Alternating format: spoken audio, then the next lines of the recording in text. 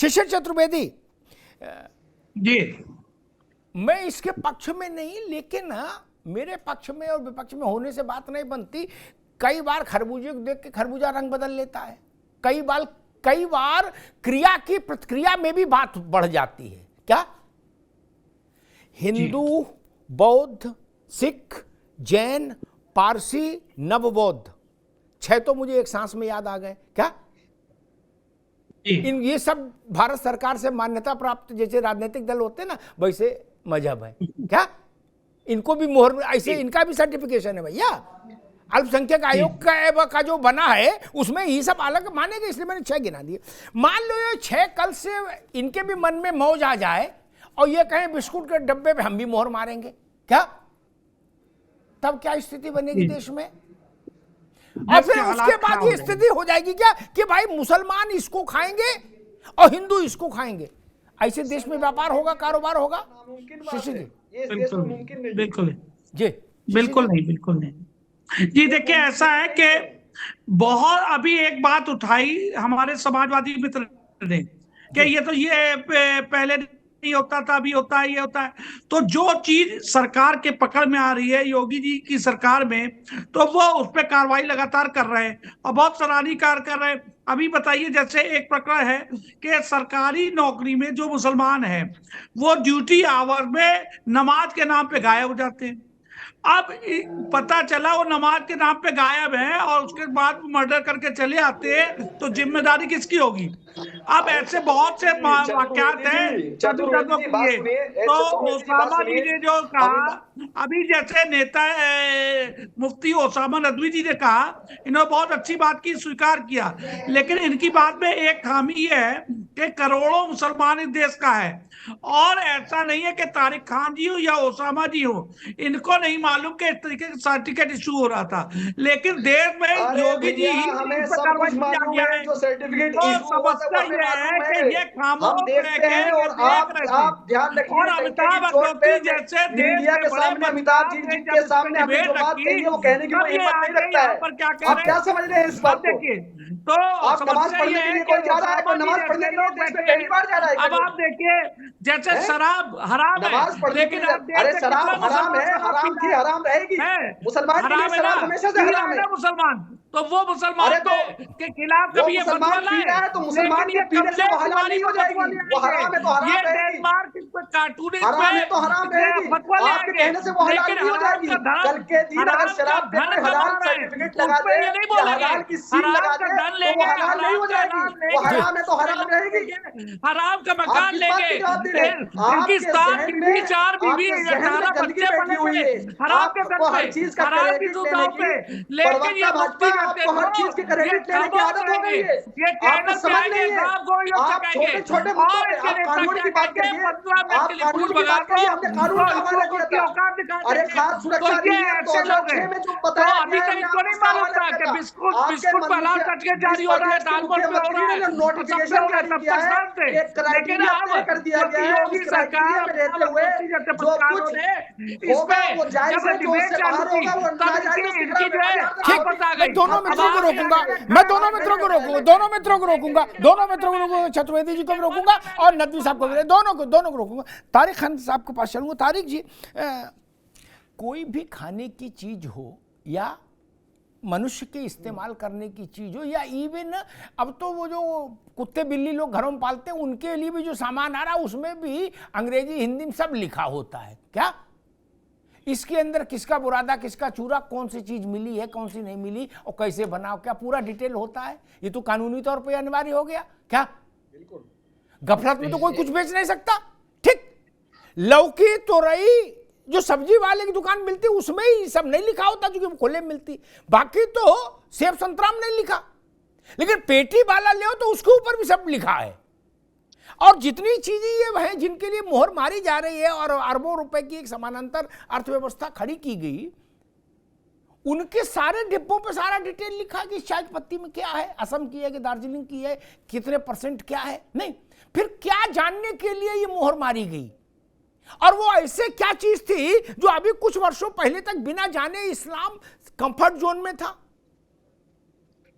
नहीं, सर इससे इस्लाम का या मुसलमानों का कोई ताल्लुक तारिक नहीं खान है। साहब एक मिनट रुकिए दो उसामा, बातें हैं, एक मिनट रुकिए देखिए, जी देखिए। जी ये जो भाई साहब हैं, जी। ये आपकी बात का समर्थन कर रहे थे और उल्टा चतुर्वेदी जी उन्हीं से लड़ने लगे। देखिए, आपकी बात का वो समर्थन कर रहे थे कि आप तो ठीक कह रहे हो, जी। लेकिन अब ले आए कि ऑफिस नहीं जाते। मैं एक बात पूछना चाहता हूँ और अमिताभ जी आप जवाब दीजिएगा। जी मंगल पांडे ने एनफील्ड रॉयल बंदूक में जो गोली डाली जाती थी वो चलाने से इनकार कर दिया, उसमें गाय की चर्बी थी, यही तो मामला था। तो उसको बंदूक को कोई खाता था क्या? पूरे हिंदुस्तान में वो रिवॉल्ट बना। मैं खुद इस बात का समर्थन करता हूं कि यह चीज बिल्कुल गलत थी, क्योंकि अगर कोई जानवर किसी के लिए आस्था का प्रतीक है तो उसको छुइए मत, चिमटे से मत छुइए। जी ठीक ठीक। अब अगर यहीं पे मुसलमान कह रहा है कि हमको शक है कि इसमें पिक का कुछ मामला मिला हुआ है, तो आपके लिए अगर गाय का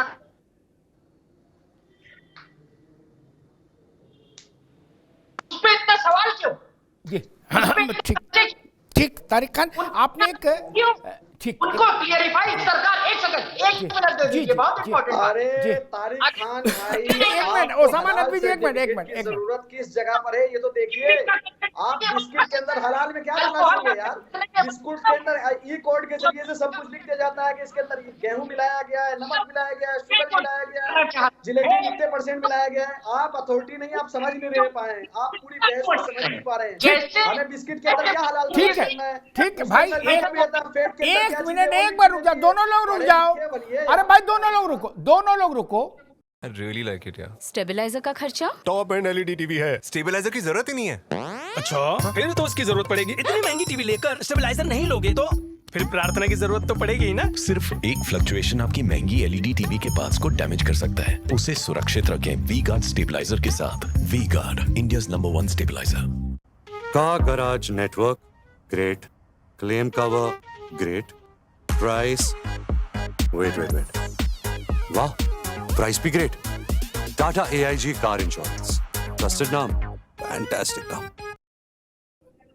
तारिक खान ने एक सवाल उठाया और उसका उत्तर उन्होंने हमसे चाहा। ये मेरा दायित्व है कि मैं उसका उत्तर देने का प्रयास करूं।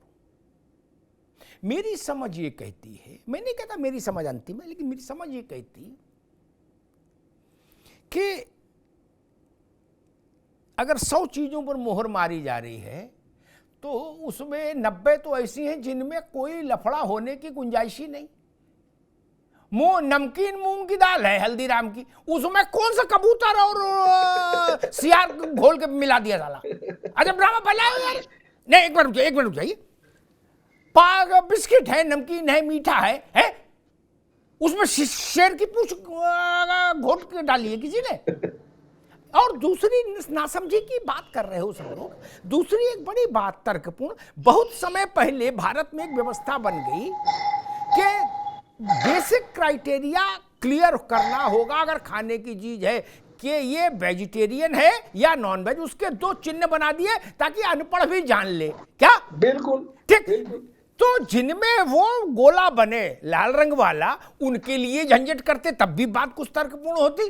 क्या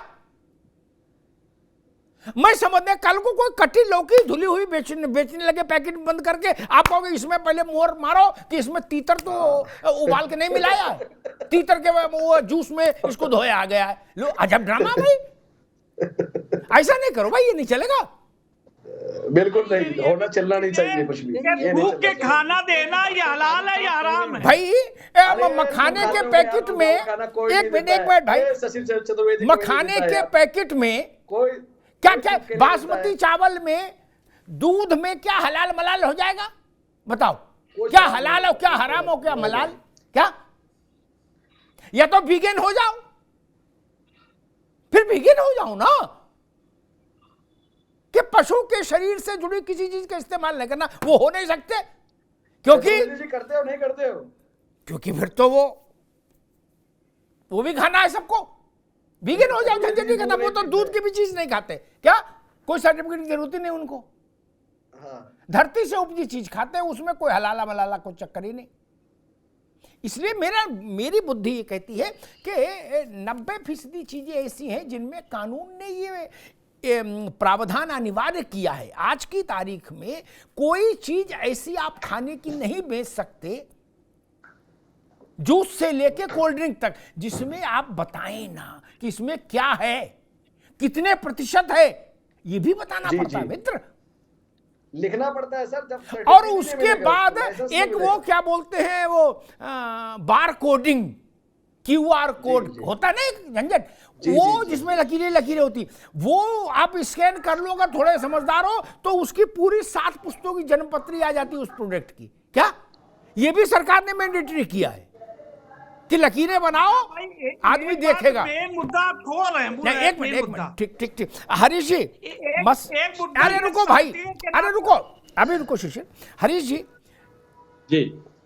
कुछ वर्ष पहले तक जब ये 4, 5, 6 दुकानें नहीं थी क्या, और इनको ये बाइक बोट टाइप का ही आइडिया है, जैसे नहीं कि मोटरसाइकिल के लिए 60,000 दो फिर तुमको 9,000 रुपया महीना मिलेगा, वो 35-40,000 का उनको घोटाला करके भाग गए क्या, ये उसी टाइप का मुझे लग रहा था कि भाई 5, 7, 10 संस्थाएं खड़ी हुई, उनने हम पूरे देश भर में मोहर मारेंगे, अब मोहर मारने का पैसा लेंगे और 2 साल के लिए मोहर होगी, उसके बाद रिन्यूअल होगा। मुझे तो डर रहा हूं कहीं ऐसा ना हो जाए कोई कंपनी ऐसी खड़ी हो जाए, वो कहे कि मुसलमानों के लिए ड्राइविंग लाइसेंस हम जारी करेंगे अलग से, क्या हलाल सर्टिफाइड ड्राइविंग लाइसेंस, क्या नहीं, ये जो लोग इस सोच के हैं, हाँ तारिक साहब जो बात कह रहे हैं, ये तो मतलब समाज को एकदम दरका देने वाली बातें हैं। आप बताइए कि इस तरह की बातें करना, अरे ये कोई मुनासिब बात है?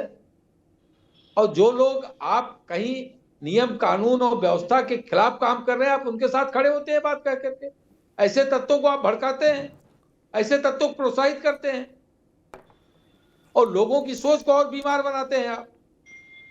नकवी साहब ने सही बात कही, और कोई भी जो राइट थिंकिंग व्यक्ति होगा समाज का, वो कभी भी इस तरह की हरकतों को कभी सपोर्ट नहीं कर सकता और इसके खिलाफ कार्रवाई, कड़ी से कड़ी कार्रवाई की मांग करता। लेकिन ये कुछ लोग जो उसमें अलाव बना करके रोटी सेकना चाहते हैं वोट की, वो इस तरह का जहर फैलाने का काम करते हैं। और मुझे ऐसा लगता है कि पूरे समाज को ऐसे लोगों की मजब्बत करनी चाहिए जो इस तरह की बातें आज कर रहे हैं और इसको हिंदू मुसलमान से जोड़ के और इस्लाम से जोड़ करके देख रहे हैं। बात कुल इतनी सी है कि कुछ लोग गैर कानूनी काम कर रहे हैं, उनको कोई इसका अधिकार नहीं है और वो एक फर्जी फ्रॉड का काम कर रहे हैं, 420 का काम कर रहे हैं, उनके खिलाफ कार्रवाई हो कानूनी तौर पर। इसके बजाय उसको इस्लाम से जोड़ देना, मुसलमान से जोड़ देना, ये तो बहुत निहायत आपत्तिजनक बात है। I really like it, yeah. Stabiliser का खर्चा? टॉप एंड LED टीवी है, स्टेबलाइजर की जरूरत ही नहीं है। अच्छा, फिर तो उसकी जरूरत पड़ेगी। इतनी महंगी टीवी लेकर स्टेबलाइजर नहीं लोगे तो फिर प्रार्थना की जरूरत तो पड़ेगी ही ना। सिर्फ एक फ्लक्चुएशन आपकी महंगी LED टीवी के पार्ट्स को डैमेज कर सकता है। उसे सुरक्षित रखें वी-गार्ड स्टेबलाइजर के साथ। V Guard, India's number 1 stabiliser. Car garage network great, claim cover great, price wait वाह, प्राइस भी ग्रेट।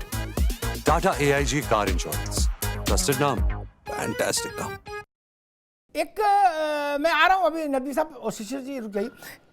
एक मुस्लिम विद्वान कह रहे थे इसी बहस पर जो चल रही मुद्दा हम लोग चर्चा कर रहे हैं, उन्होंने कहा कि हिंदुस्तान में जो चीनी बनती है, शक्कर, इसमें भैंस का, गाय का, यानी किस किस की हड्डी का चूरा मिलाया जाता है। क्या वो नई शोध लाए, नया खोज लाए क्या?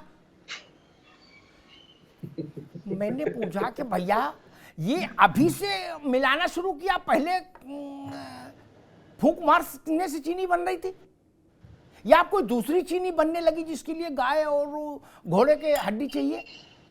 क्या मसला है ना? अरे तब आप ऐसी बात फैला रहे हो, सैकड़ों साल से आप चीनी खा रहे हैं, तो गैर इस्लामिक काम कर रहे थे क्या? अभी चेतना जागी जब ये 5-7 दुकानें खुल गई। हाँ, अमिताभ जी, हम ओसामा नदवी हलाल सर्टिफिकेट का आपको हम इतिहास बताते हैं हिंदुस्तान हाँ। में। हलाल सर्टिफिकेट की शुरुआत कैसे हुई थी, ताकि हमारे जो मित्र यहाँ पर बैठे हुए हैं सबके ज्ञान में इजाफा हो, इनमें मालूमात में इजाफा हो। हलाल सर्टिफिकेट का मतलब क्या था? हुआ ये कि हिंदुस्तान के अंदर जो मल्टीनेशनल कंपनीज हैं आई, जो नॉनवेज बेचती थी, उनके आउटलेट होते थे, वहां पर आउटलेट पर जो वो चिकन परोसते थे उसको वो कहाँ से ला रहे हैं? उसको किसी मुसलमान के यहाँ से ज़िबा करा कर ला रहे हैं, या उसको कहीं स्लाटर से लेकर आ रहे हैं जहाँ पर कोई ज़िबा करने वाला मुसलमान नहीं था। तो इस काम के लिए एक सर्टिफिकेट की ज़रूरत थी। एक सर्टिफिकेट अथॉरिटी की तरफ से ये जारी किया जाता था कि भाई KFC के पास या बर्गर किंग, पिज़्ज़ा किंग के पास या इसके पास या उसके पास, ये जहाँ से ज़बिया लेकर आते हैं वो उन तमाम मानकों को पूरा करती है जो एक मुसलमान अपने जानवर को ज़िबा करने के लिए इस्तेमाल करता है। इसके लिए हलाल सर्टिफिकेट की शुरुआत हुई थी। अब धीरे धीरे धीरे धीरे धीरे धीरे बिस्किट का पैकेट है उस पे हलाल सर्टिफिकेट, अनाज की बोरी है उस पे हलाल सर्टिफिकेट, नमकीन है उस पे हलाल सर्टिफिकेट है, आटा चावल, इन सब चीजों पे हलाल सर्टिफिकेट की कोई जरूरत नहीं है। और मुसलमान, मैं आपसे एक और जानकारी मैं आपसे चाहूंगा। जी सर, एक और जानकारी मैं चाहूंगा जी कि ये जो हलाल की, ये जो विदेश से जो मीट आते थे या मल्टीनेशनल कंपनियों से इस तरह के प्रोडक्ट आते थे, ये केवल हिंदुस्तान के लिए था या पूरी दुनिया में जो मुस्लिम समाज के लोग जाते हैं जी, हर कंट्री में उस पे हलाल का सर्टिफिकेट देखते हैं नॉनवेज के सामानों पे? हाँ सर, या इस तरह की व्यवस्था अन्य किसी मुल्क में है दुनिया के? जी हरीश जी, मैं सऊदी अरब गया था, वहां पर KFC कंपनी है, तो वहां पर मैंने उनसे मालूम किया तो उन्होंने जवाब दिया कि हम यहाँ सऊदी अरब में हैं, तो यहाँ पर ज़िबा करने वाला, यानी मुर्गे को काटने वाला, उसको ज़िबा करने वाला मुसलमान है और अल्लाह का नाम लेकर उसको ज़िबा किया जाता है, इसलिए वो हलाल है। इस तरह न्यूजीलैंड में, ऑस्ट्रेलिया में, श्रीलंका में और अन्य तमाम देशों में सर हमें तो मतलब ही नहीं है, हलाल हराम की कोई बात ही नहीं है। हलाल सर दुनिया के हलाल हमारी आस्था का मुद्दा है सर, ये उसके सर्टिफिकेट की जरूरत नहीं है। आप अरब कंट्रीज को छोड़ दीजिए, पूरी दुनिया में तमाम मुल्क हैं और पूरे दुनिया में लोग जाते हैं, मुस्लिम समाज के भी लोग जाते हैं, तो क्या वहां इन प्रोडक्ट को तभी खाते हैं या परचेज करते हैं जब उस पर हलाल का सर्टिफिकेट होता है? नहीं सर, हम केवल हिंदुस्तान में ये बातें हो रही। हरीश जी, मैं एज ए इस्लामिक स्कॉलर आपको जवाब दे रहा हूँ इसमें। उलमा की तरफ से ये रहनुमाई की गई है कि जहां पर अगर जरा सा भी शक पाया जा रहा है कि जो चीज नॉन वेज है उसके अंदर हराम होने का अंदेशा है, वो हलाल नहीं है, तो उसको खाया नहीं जाता, हम लोग नहीं खाते हैं और मना किया गया है, बिल्कुल साफ मना है, वो नहीं खाते हैं। ठीक बात, और वहां पर भी सर्टिफिकेट देखते हैं सर। ठीक है, ठीक है, नदवी साहब रुकिए, ठीक है हरीश जी,